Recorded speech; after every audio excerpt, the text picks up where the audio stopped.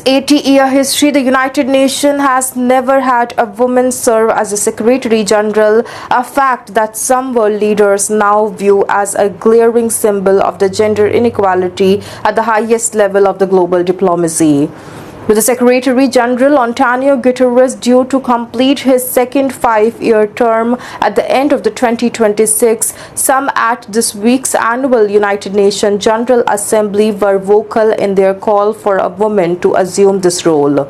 Also, it's a high time for a woman to be chosen as a United Nations Secretary General, said the Estonia's President Alar Karis. We need to put forward ambitious selection criteria, a clear timeline, and also assure greater role of the General Assembly in this process. Given the current credibility crisis of the United Nations, we cannot afford to fall short in the selection process. All the 9 of those to hold the top job have been men.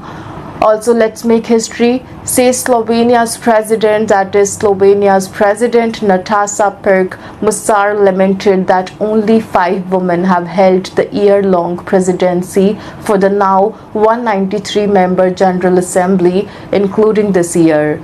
By the end of this session, this should also become more. She should be joined by the Madam Secretary General election, that is Pirc Musar said. Let's make history, she added. The 15-member Security Council, including the permanent veto powers such as Britain, China, France, Russia, and the United States, also considers an undisclosed list behind closed doors and recommend a candidate to be elected by the General Assembly. To boost transparency, the General Assembly in the 2015 asked its president and also that of the Security Council to invite the United Nations members to nominate candidates. It also called for regular circulation of candidates' names and the CVs to the member states.